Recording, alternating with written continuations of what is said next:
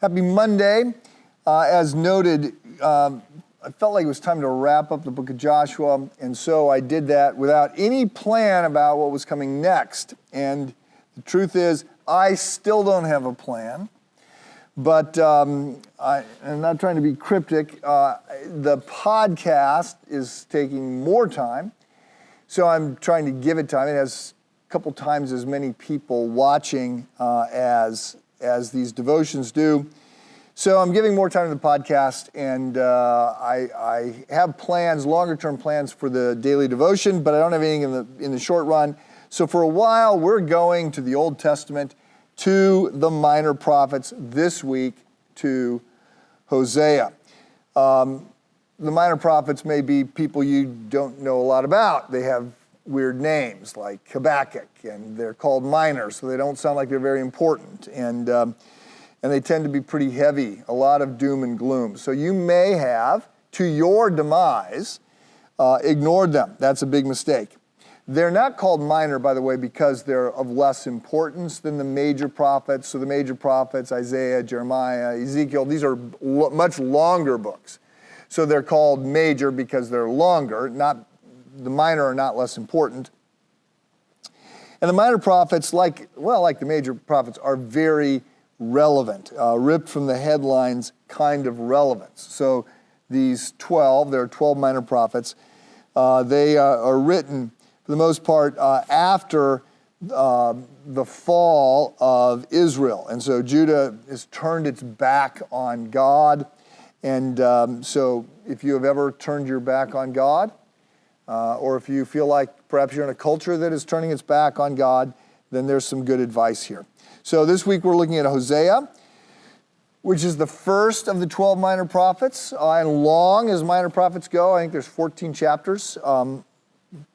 And it contains one of the most bizarre, yet riveting illustrations about God and His love that you're ever going to find. Some call it scandalous. In Hosea, God acts like a groupie.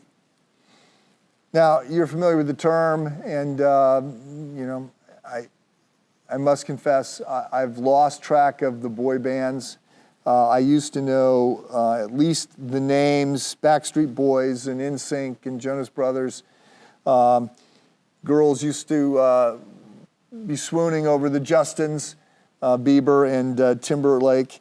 I think those guys are, married and middle-aged now. Before that, Richard Marx. When I was in college, a lot of high school, a lot of attention to Richard Marx. Before that, Donny Osmond. But before that, I don't know. You got Elvis. So you have, in this case, girls swooning over these men. They tended not to marry them. They might have wanted to marry them. They ended up marrying, Walter from accounting, who's responsible, not in a boy band, slightly overweight, balding, wears khakis, but stable. And then, of course, there are guys that are groupies for women actresses and others. But enough of my point. You know what a groupie is. A groupie is somebody who's paying attention to somebody who's not paying attention to them. And that is almost by definition what we see played out in the book of Hosea. The Bible reports that God relentlessly seeks us and loves us and pays attention to us, even when we are not paying attention to Him.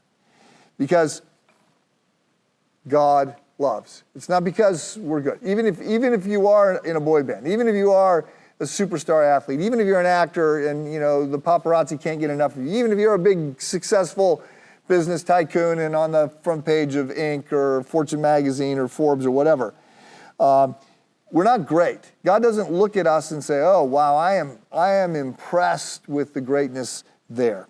The goodness we get out of the book of Hosea is all about God's goodness, and this gets illustrated in the first 3 chapters. So the book of Hosea, 14 chapters long. The story, we're going to get it, the last part of it is a lot of poetry and figurative language, but the story of what happens is told in the first 3 chapters.